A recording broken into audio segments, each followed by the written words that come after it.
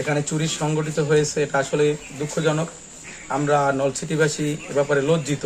আমরা ভোরে একটা সংবাদ পাই ওনার বাসায় নাকি চুরি হয়েছে। এই সংবাদের ভিত্তিতে আমরা আসছি। আমরা এসে দেখলাম ওনার ডাইনিং রুমের একটা জানালা খোলা। তো এই ঘটনার বিষয়ে আমাদের পুলিশি তদন্ত অব্যাহত আছে। তদন্তাধীন আমরা দেখবো আসলে কোনো কিছু চুরি হয়েছে কিনা। মালিক যাতে অ্যাবসেন্ট ছিল না এখানে, এই জন্য। কাউকে শোনার পরে আমরা সত্যি লজ্জিত এবং মর্মাহত। এই ধরনের আহত হবে এই অল্প বয়সে। রাত্রে খুব উদ্গ্রীব ছিলাম যে বাসায় এসে খবর নেব। আসার সাথে সাথে শুনি যে ওর বাসা চুরি হয়েছে। এটা আমাকে আরও ব্যথিত করেছে এবং আমি এজন্য অত্যন্ত লজ্জিত। যারা এই চুরির কাজটা করেছে তাদেরকে আমি নিন্দা জানাই, ধিক্কার জানাই। দেশবাসীর কাছে অনুরোধ করব এবং প্রশাসনের কাছে আমরা বিনীত অনুরোধ করব।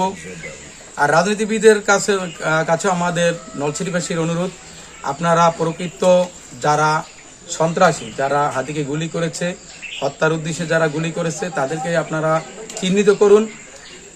এরকমের কাদা ছোড়াছুরি না করে যারা দোষী তাদেরকে আপনারা চিহ্নিত করে আইনের আওতায় নিয়ে আসুন। যেহেতু আমরা চোরকে শনাক্ত করতে পারি না, তো চোরকে সেটাও তো আমরা শনাক্তের বাইরে। তবে এরকমের কাজ যারা সংগঠিত করছে তাদের ব্যাপারে আমরা কড়া হুঁশিয়ারি দিচ্ছি যে আমরা যদি এরকমের দেখা গেছে যে চুরি সংগঠিত সেটা ছেঁচড়া চোর, এরকমের চোরকে যদি আমরা শনাক্তই করতে পারি, আমরা ধরে আইনের হাতে সোপর্দ করব।